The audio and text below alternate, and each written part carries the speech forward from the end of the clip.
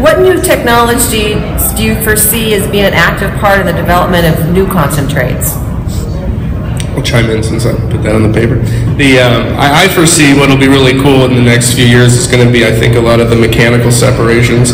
There's going to be, I think, a lot of focus on higher quality sift and machine, like, you know, in the next 2 years, someone's going to come out with the brand new, amazing sift-a-later or the this or that, and we're going to be, I think, sort of presented with some new water hashes and more efficient sifts, because I think, you know, a lot of people run into the difficulty of getting the quality of the sift. So I think some people will probably put energy into that. I think a lot of cold trap type stuff, people will ideally be doing some terpene extractions, cold press, I foresee, spray drying type stuff for butane and other type of applications. And just, I think it'll be really interesting to see sort of the people who aren't even here, who are, you know, toiling away in their garage, coming up with something really cool. I mean, it's only every few months before something new comes out, so that's kind of what I'm foreseeing. I think one of the challenges is going to be merging that innovation with regulation. For us, we've gone from the medical market, where, you know, we're slightly regulated by the Department of Health, over to the recreational side, where the liquor board is completely involved. And just as innovative processors, working within a regulated system has definitely created some roadblocks for us in coming up with what's the next best technique, what can we do, because we can only do certain things under certain rules. And so making sure that, you know, safety happens through education and regulation is going to be paramount, so that we can keep innovating new products.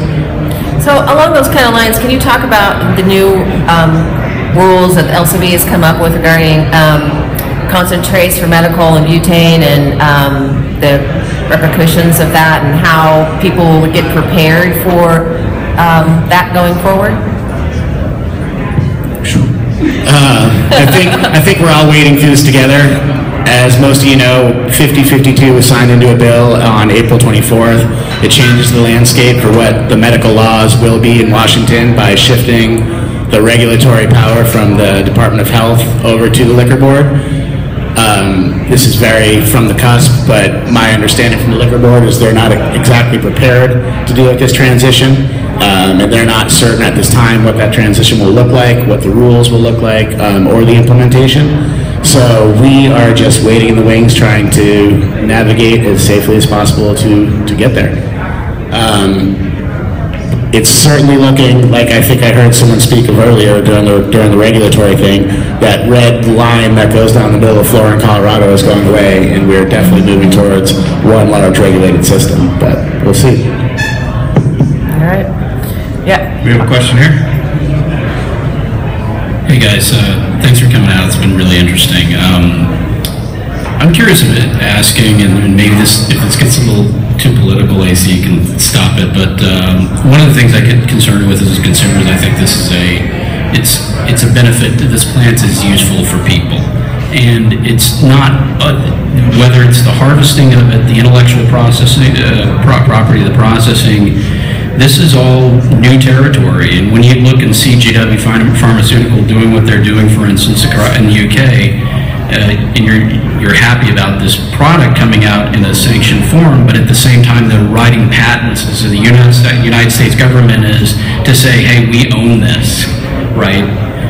What opportunity do you guys have as businesses at the cutting edge of this to lead the way in terms of not making a lot of money for yourself, but creating a sustainable product that's going to change the world arguably in the next 10 years? Are you thinking about that? Is that something that you know? Every day. So our biggest challenge is when 502 was signed into law 2 years ago, whatever it was.